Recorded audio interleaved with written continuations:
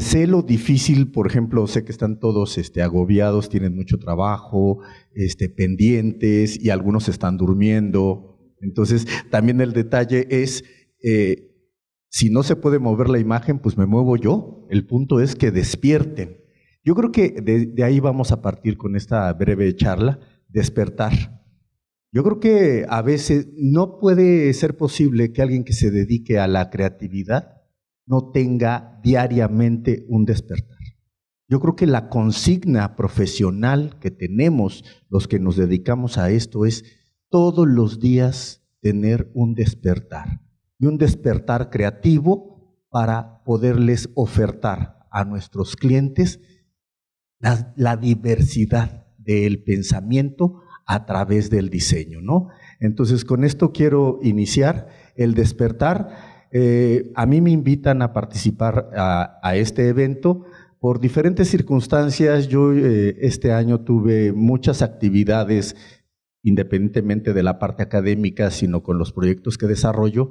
Y cuando me invitan a Costa Rica, que era un evento que ya tenemos planeados por meses, yo regresaba de Barcelona de haber hecho hice uno de mis proyectos, que es El sentido de la vida, ilustración en vivo. Hice una exposición en el museo, en la galería del convento de San Agustín, en el barrio gótico, y hago 20 obras gigantes en 24 horas yo solo. Entonces, cuando termino la exposición, inauguro, y al otro día sale mi avión, llego a México, en el trayecto tiembla, me detienen en Colombia, me dejan un día, se cae el Papa, me dejan otro día por haberse caído el Papa, que yo no sé qué tenía que ver con eso, pero se cayó el Papa, que se detenga el planeta, ¿no? Y entonces yo me quedo varado ahí en Colombia, y finalmente llego a México, y dije, pues yo ya chingué, ¿no? Pues pues a los que les tocó el temblor les tocó, yo pues no estaba allá.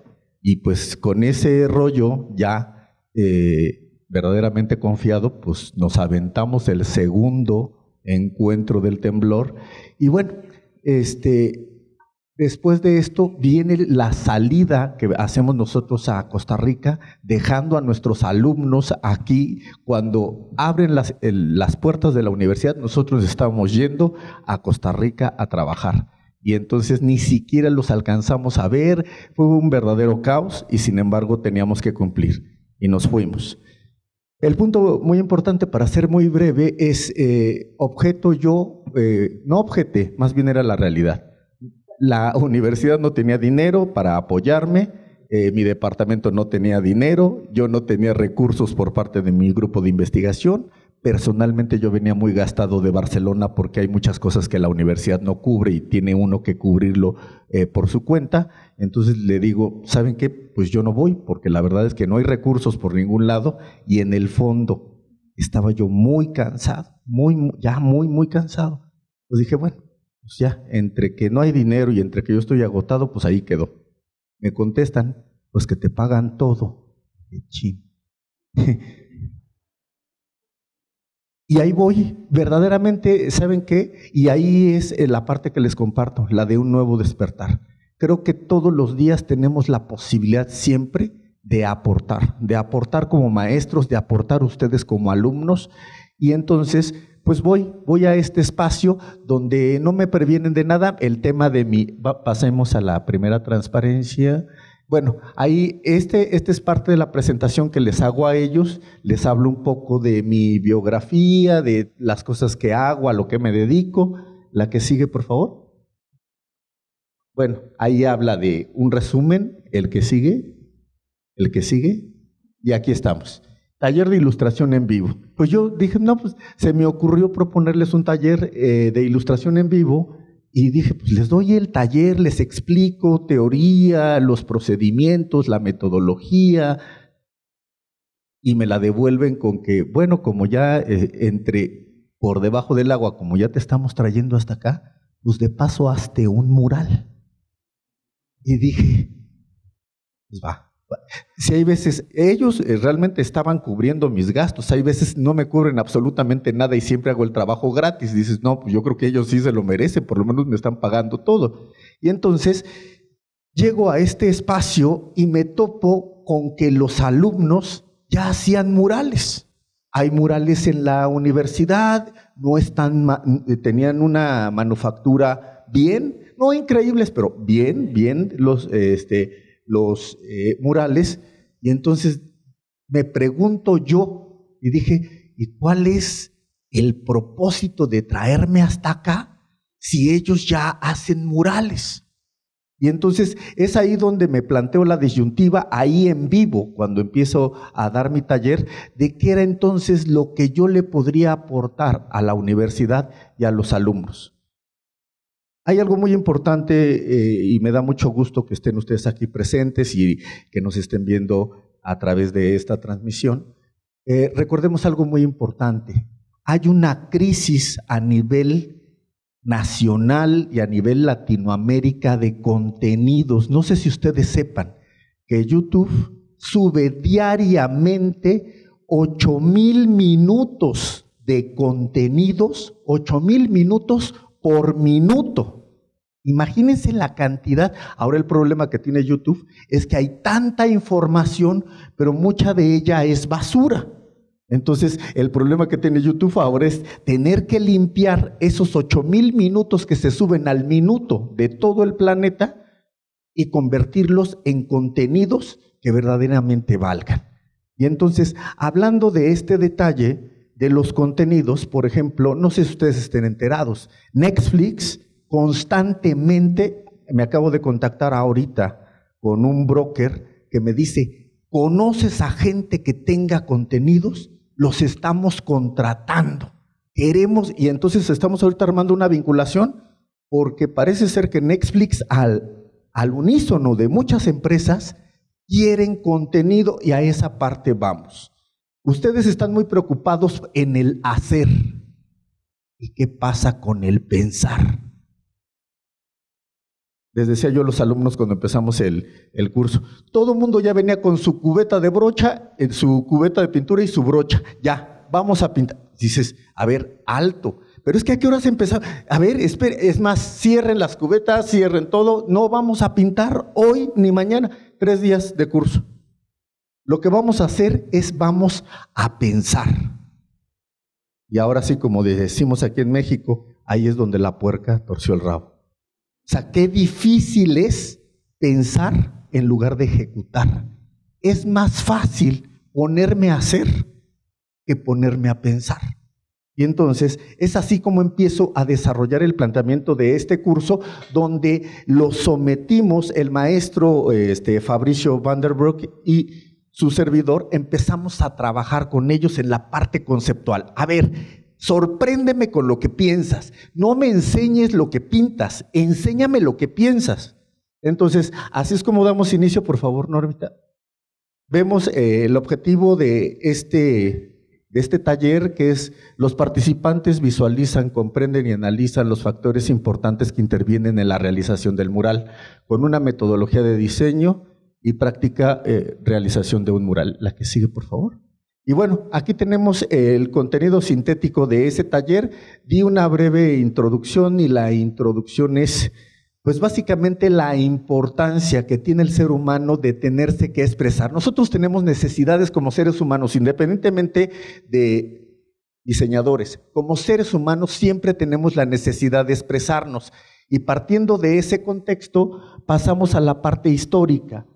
Y yo les decía a ellos, yo vengo de un país donde tenemos toda una historia con el muralismo. Hemos marcado en Latinoamérica el andar del muralismo que surgió para el mundo, desde sus planteamientos más elementales hasta los más elaborados. Y entonces hacemos un planteamiento, les hablo un poco de la historia que tenemos de nuestros muralistas aquí en México, que bueno, cité a los más famosos, que ahorita no lo voy a hacer, nos tardaríamos muchísimo, la que sigue. Después entramos a una parte donde dices, ¿qué pasa con el mural? Hay un detalle que yo les podría decir. Siempre nos hemos dicho, no, es que los mexicanos somos súper creativos. ¿Cuántas veces hemos escuchado eso? No, es que los mexicanos siempre, nosotros lo resolvemos como sea. ¿No es cierto eso que siempre hemos escuchado? Y les decía un día a los alumnos, y a algunos que están aquí no me dejarán mentir porque se los he dicho en clase, ¿qué creen? Les tengo una mala noticia. el resto del planeta también piensa. O sea, ahora resulta que nosotros queremos llevarnos el estandarte de ser los mexicanos, que somos los más creativos. Cuando te das una vuelta al mundo, te das cuenta que a todos les gira la piedra y que hacen cosas extraordinarias. Y ahí es donde, y los mexicanos dormidos en sus laureles de, como ya a nosotros nos viene por genética, nosotros ya, o sea, yo ya soy creativo, o sea, por ejemplo, en mi caso, mis padres son oaxaqueños, o sea, yo soy oaxaqueño, o sea, yo soy un artista. O sea, pues qué poca, ¿no? Qué fácil es sostener ese estandarte. Y entonces visualizábamos un recorrido por los murales contemporáneos en todo el mundo. La que sigue, por favor, Normita. Y después pasamos a lo que sería todo el procedimiento que tendríamos que seguir para desarrollar un mural.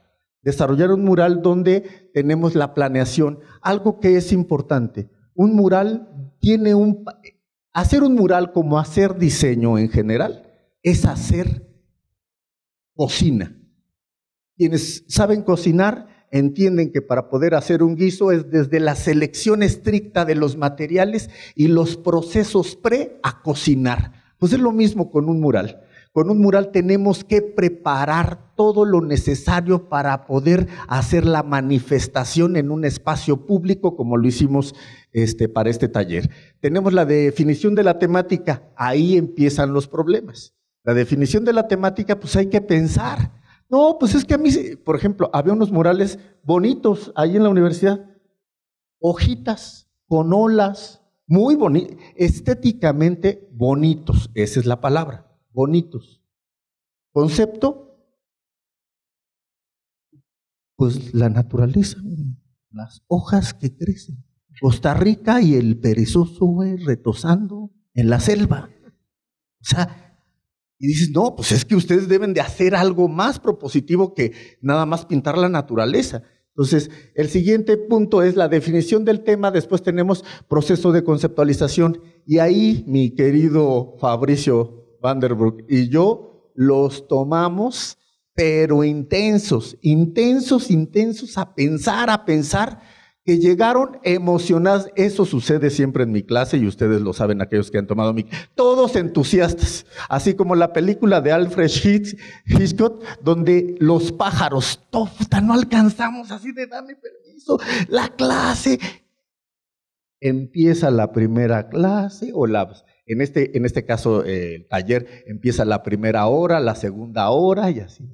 Permiso, creo que aquí no van a pintar, aquí se están poniendo muy intensos y poco a poco fueron como saliendo y le dije, ¿saben qué? La verdad es que sí es cierto, sí, váyanse porque no pueden estar entrando y saliendo, tenemos que tener, yo creo que el diseño necesita disciplina. O sea, una cosa es la creatividad y otra cosa es la disciplina.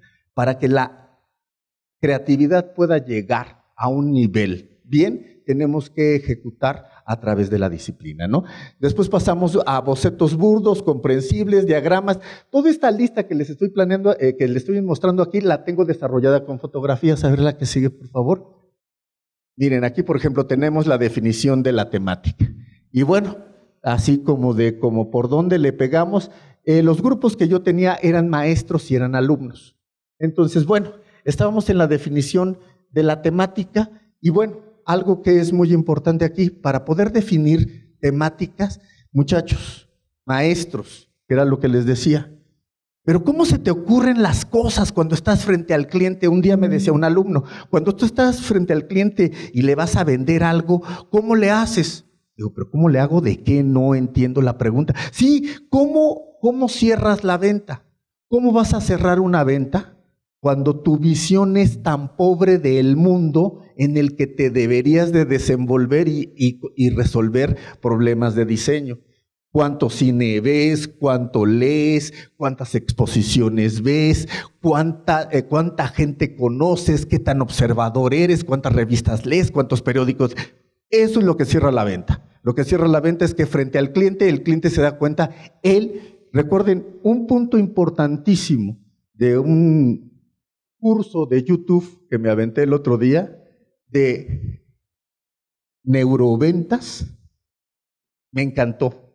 Jürgen se llama el tipo de neurociencia, extraordinario, que decía, en el momento en el que al cliente le resuelves el problema de su miedo, ya te compró. Ese es el problema del cliente, o sea, ¿y él lo podrá hacer? ¿Él sí le va a quedar bien? ¿Cómo le resuelves un problema de miedo a un cliente cuando el que va temblando de miedo es el que va a resolver el problema? Dices, ¿y si nos acompañamos juntos y encontramos una solución a esto que yo tampoco tengo idea de cómo te lo voy a resolver? Es imposible, imposible. Entonces, bueno, estábamos en la definición de la temática, por favor, la que sigue. Después vamos a pasar aquí algo muy importante. A lo largo de los años y la experiencia docente, he tenido que entender que hay procesos que he aprendido de cursos pedagógicos donde tú como maestro no puedes hacer que el alumno piense cuando tú mismo no tienes una metodología de enseñanza. Entonces, si tú no tienes una metodología de enseñanza, ¿cómo quieres que el alumno aprenda a pensar cuando ni tú en tu clase estás estructurando tu clase para que el alumno aprenda? Y ahora resulta que el alumno tiene que aprender y desarrollar un mapa conceptual donde no sé qué hacer ni por dónde empezar. Entonces, ¿qué es lo que empezamos a hacer aquí? Empezamos a hacer una lluvia de ideas, empezamos a hacer mapas conceptuales, pero con un punto muy importante, investigación. Si ya definimos el tema, ahora hay que hacer una profunda investigación para poder entonces sostener el marco teórico de lo que le va a dar fuerza a nuestra imagen, ¿no? La que sigue, por favor. Aquí tenemos a Fabricio agandallando a las masas. Y bueno, Fabricio se mete muy fuerte con la cuestión de la retórica de la imagen y hace reflexionar al alumno de cómo son las posibles respuestas de solución de la imagen desde las figuras retóricas. 3 horas donde los tipos ya sudaban, ya lloraban, porque estaba bastante intenso, pero fue muy, muy rica la propuesta de Fabricio. La que sigue, por favor. Empezamos ya con el proceso de bocetos burdos. Encuentro algo maravilloso con los alumnos que me tocaron. Dibujan muy bien. Ese es un problema también grave que tenemos y lo tenemos aquí en la universidad. Tienes las ideas más increíbles. Contrátate a un dibujante que venga a interpretar las grandes ideas que tú tienes porque tú tienes 2 manos izquierdas. Tenemos que tener el mínimo de habilidad para poder vender. Frente al cliente, toma un lápiz y bosquéjale en ese momento una idea que te está platicando el cliente y ahí mismo le haces el dibujo. Mira, podría ser como esto, si esto lo postproducimos con color, con tal programa, le ponemos esto, le ponemos aquello. Eso es vender, pero para poder vender hay que tener conocimientos. Y muchas veces los alumnos le corren a la teoría y la teoría es la que vende frente al cliente. Es apantallador lo que se ve, pero lo que se habla y cómo se defienden los conceptos es verdaderamente lo que cierra una venta, ¿no? La que sigue, por favor. Por ejemplo, aquí los chicos ya empiezan a diagramar en el pizarrón en hojas blancas, gigantes, ya tienen un concepto, empiezan a diagramar en gigante. La que sigue, por favor. Fíjense. Ellos deciden, ya tenían un concepto definido y dices, puta, ¿de dónde sacamos la figura humana? Y entonces con lo que decía Iván y Adriana, con los recursos tecnológicos que hoy en día tenemos, se sacaron una fotografía, la fotografía la pasaron a la máquina, de la máquina lo proyectaron y dicen, ¿sabes qué? Esta es la forma que queremos que tenga la figura humana del concepto que queremos representar. La que sigue, vean, ahí ya empezamos a tener una representación gráfica del concepto, ¿no? La que sigue, por favor. Empezamos con materiales y herramientas. ¿Qué les pedí? Les pedí 4 litros de pintura verde, de pintura amarilla, negra, los colores primarios. Colores primarios de pintura de casa.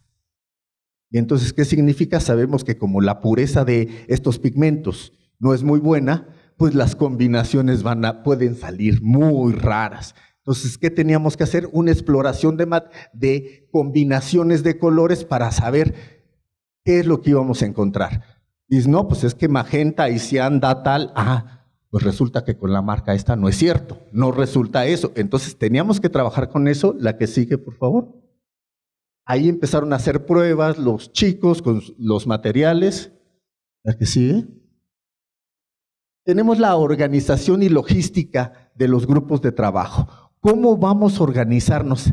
De 25 a 30 grados centígrados a la intemperie, con un tinglado para treparse, el sol inclemente, improvisamos unas lonas para tapar el espacio y ojo, a las 3 de la tarde siempre llueve torrencialmente. Entonces imagínense, y pintura de agua, pues rezando todos los días pues, porque no nos lloviera antes de terminar la obra, ¿no? La que sigue, por favor. Aquí tenemos los diagramas de trazo, pero ya directamente en el muro. Si ustedes se dan cuenta, ya hubo una antesala creativa dentro del salón de clase. Ahora ya nos vamos con resultados más concretos, pero directamente al espacio de trabajo físico. Ahí empezamos ya a hacer los trazos referenciales de trazo de figura humana, a ver toda la cuestión de la composición, utilizando materiales donde dice, ¿sabes qué? ¿Qué material usamos donde no se transparente la pintura y pues se quedan los trazos ahí y no se puede borrar? Entonces, una serie de cuestiones técnicas, si se dan cuenta, ya teníamos un techo de plástico en la parte de arriba para no morir calcinados. La que sigue, por favor. Ahí con pistola de aire empezamos a dar como una ambientación de fondo a la pared. La que sigue. Ahí ya empezamos a ejecutar y a trabajar. Hay algo muy importante que es justo mencionar y que esta mención se la hacía yo a las autoridades, a los directivos de la universidad.